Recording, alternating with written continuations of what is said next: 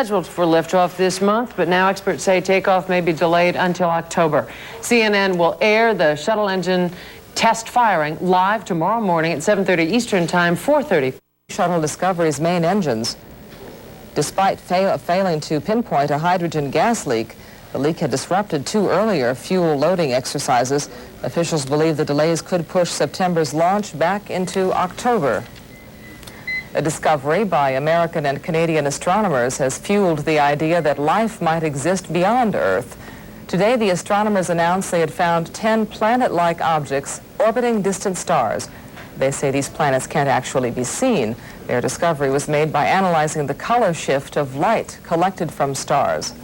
We've done everything possible to fix it, and of course we hope to prove that. The engine test firing is now scheduled for 7:30 Eastern Time tomorrow morning, and CNN will carry it live. Firing of its engines tomorrow anyway. Technicians haven't been able to find the source of a hydrogen leak out there on the pad where the Discovery stands, but the test firing of the engines has been delayed 4 times already. If things go well, there still is a chance the shuttle could be launched late this summer, perhaps in September or in October. It'll be the first shuttle launch since the Challenger disaster.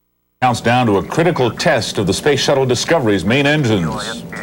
And the fueling of the spacecraft this morning has been remarkably trouble-free. No repeat of the launch pad fuel leak that appeared during earlier exercises. We'll have a pre-test report an hour from now, and CNN will provide live coverage of that critical test firing of Discovery at 7:30 Eastern Time. An important step in getting the program back on track. After 4 delays, the spacecraft's 3 main engines are being test fired, even though engineers have failed to pinpoint a leak in the fuel system of the launch pad. Critical test firing of the Discovery's main engines, the first full systems test in the shuttle program's recovery from the Challenger disaster. NBC's Jay Barbry is standing by live at Cape Canaveral. Morning, Jay. Good morning, Peter. It was a night to worry here for officials. Because of a pesky leak in a fuel service line, they sweated out the job of loading the external fuel tank with 500,000 gallons of fuel. The launch team watched for the leak that had stopped one countdown and prevented the completion of another. But technicians managed to fuel the space shuttle with only minor problems. No leak developed, and preparations moved toward the 22nd firing of the shuttle's main engines. It was designed for an agency-wide test of NASA's ability to get its shuttle fleet flying again. Called a flight readiness firing, the exercise will test the shuttle systems, the modifications to its main engines since the Challenger accident, and it will give the launch team a thorough workout. If there are no major problems with the test, NASA can get on with the job of launching the first post-Challenger flight in late September. Peter? Thank you, Jay. NBC's Jay Barbry reporting live from Cape Canaveral. NASA scientists will have to assess all the data and try to determine the source of another shuttle leak before NASA can even think of setting a firm launch date. Today, Thursday, August 4th, 1988. From NBC News, this is Today with Bryant Gumbel and Jane Pauley. Operations are underway to fire the shuttle Discovery's main engines on the launch pad. This is a new test initiated in the post-Challenger period when America is trying to return to manned space flight. CNN's John Zarella is at the Kennedy Space Center where this milestone test firing is counting down. John? Reid, in just about 30 minutes, that's exactly what will happen. The Space Shuttle Discovery's 3 main engines will light up.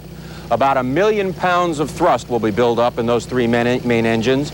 The idea is to give NASA a chance to evaluate the performance of hundreds of modifications and changes to the system that have been made since the Challenger accident.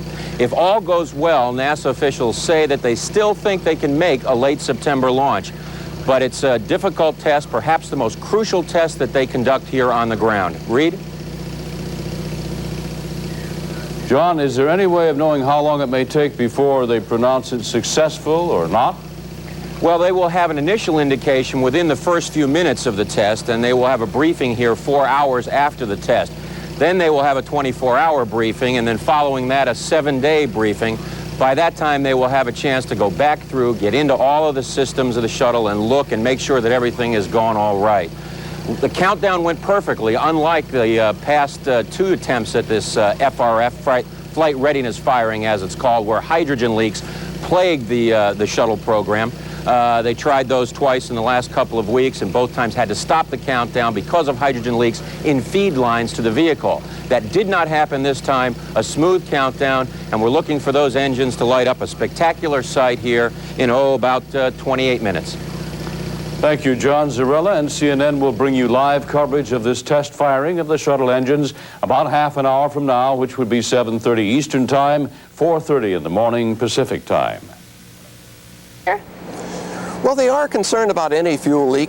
This is in the ground support equipment. They would be much more concerned if it was in the actual shuttle. But since it is in the support equipment, and they did not have a problem during the fueling last night and early this morning, they think they're all right, but they're keeping a very close eye on it. All right, Bruce, we'll continue to check back with you as things progress there. Thank you very much. Firing of the Space Shuttle Discovery in just minutes from now. I'm Bob Cain. I'm Marianne Laughlin. Stay tuned. CNN, a network of Turner Broadcasting System.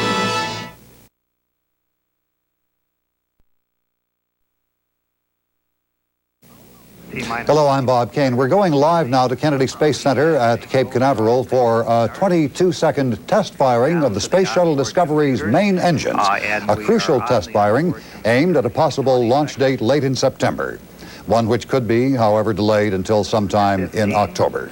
14. We'll join the voice now of Hugh Harris at Shuttle Launch Control for the last 10 seconds of the countdown. Start 7. We have a cutoff. We have cutoff of the start sequence. We are in the process of safing. At this point, passes 101 and HTT monitor for hydrogen. We are in the process of safing of the main propulsion system out on the pad. Sequence 3 and GLS's go for orbiter A2 shutdown. We have a go for the auxiliary power unit shutdown. We have moved the orbiter access arm back into position at the orbiter. This is not necessary at this point, but if this were a launch sequence with the crew on board, this would be the procedure. At this point, we have not heard a reason. We got up to the point of a go for the main engine start. We then got a shutdown at the T-minus 5-second point. As we have just seen and heard now then, crucial what was regarded as a shuttle Discovery main engine test firing that was regarded as vital, and one which had to go virtually letter perfect to meet late September launch date, target date for the shuttle, has gone wrong. Almost as soon as the main engines had begun to ignite, there was an automatic shutdown. Hugh Harris, the voice of launch control, was not able to explain the reason for the shutdown. It is clearly a setback for Discovery's shuttle launch plans. Whether it is a major setback or only a temporary glitch, we don't know. Or not being able to proceed to the firing. System safety check, stage 708. An engine controller has reported simply that the test firing is not ready to go. How long this abort of the test firing will last, whether they'll be able to resume a countdown, and whether the test firing will take place in a matter of a short time or a relatively long period, again, we don't know. We'll bring you information on that as we learn more. There has then at least a minor setback in attempts to launch the shuttle Discovery, which last flew in August of 1985, and to resume this country's space program interrupted 2.5 years ago by the explosion of the Challenger on this same launch pad 39B. More information again as we learn more. Right now, we join Business Day in New York with correspondent Bill Hartley. Prior to ignition of the main engines, and there was a cutoff, and we have completed the safing of the orbiter.